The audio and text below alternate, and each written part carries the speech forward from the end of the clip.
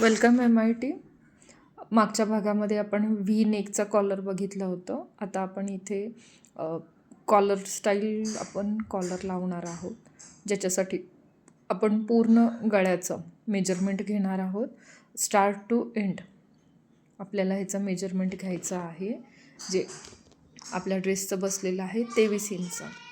हे 23 इंचासाठी आपण पहिल्यांदा कॅनव्हास पेपर घेणार आहोत, जो असणार आहे 24च्या निम्मा, म्हणजे 12.5 इंच प्लस अर्धा इंच आपण एक्स्ट्रा घेणार आहोत. हे वरती 4 इंच रुंदीला आणि 12.5 इंच लांबीला आपण असा बंद बाजूच्या घडीवर कॅनव्हास घेतला.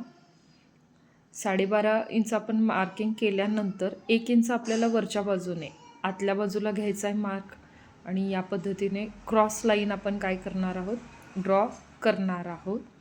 ही ड्रॉ केल्यानंतर आपल्याला साधारण मध्यापासून ह्याचा कर्व शेपमध्ये स्लाईट अर्धा इंचाचा कर्व आपण आखून घेणार आहे, आणि सेंटर जो मध्यभाग असणार आहे तिथे 1/2 इंच किंवा 2 लाईन आपण काय करणार आहोत, खालच्या बाजूला आकारामध्ये शेप देणार आहोत. तर तो शेप देऊन कडेला जिथं आपण 12.5 इंच घेतलं आहे तिथंपासून सेंटरपर्यंत आपण काय करणार आहोत, ही लाईन एक कमी कर्वमध्ये ड्रॉ करून घेतलेली आहे. ही अशा पद्धतीने दिसेल. तर बघू शकतात कॅनव्हास पेपर आपण कसा तयार केलेला आहे.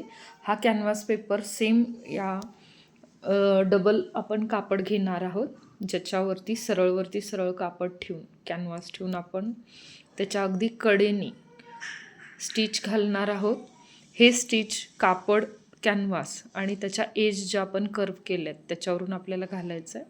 एक्स्ट्रा कापड आपण फॅब्रिक कट करून घेतलं, एक्स्ट्रा धागे, आणि वरच्या बाजूला जे फॅब्रिक राहिलं होतं ते देखील आपण बरोबर कॅनव्हासच्या मापाने कट करून घ्यायचं आहे. खालच्या बाजूला कॅनव्हास जो कर्वमध्ये कट केलेला होता सेम हे फॅब्रिक आपण कट करून घेतलं. हे कट केलेलं फॅब्रिक आणि कॅनव्हास एक साईडला चाळून आपण हा पूर्ण कॉलर टर्न करून घ्यायची आहे. ही टर्न केलेली कॉलर ह्याच्यावरती आपल्याला छान पद्धतीने काय करून घ्यायचं आहे, इस्त्री करून घ्यायची आहे. आता हे आपले स्टुडंट आहेत, तर ह्यांना आपण काय केलेलं आहे, दाब टीप आणि किनार टीपच्या सहाय्याने आपण ह्याच्यावरती टीप मारून घेतलेली आहे.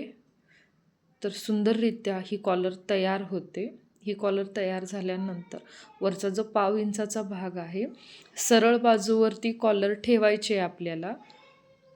कापडाच्या सरळ साईडवरती आपल्याला ही ठेवायची आहे, कॅनव्हास आणि कापडाची बाजू, आणि 1 दाबाचा अंतर मेंटेन करून आपल्याला ही टीप मारायची आहे.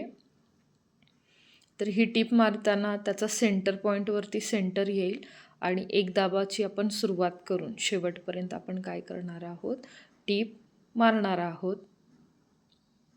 तर अशी आपण कोणतंही आपल्याला कापड पण ताणवायचं नाही आहे, आणि कॉलर पण आपल्याला काय करायची नाही आहे, ओढून घ्यायची नाही आहे.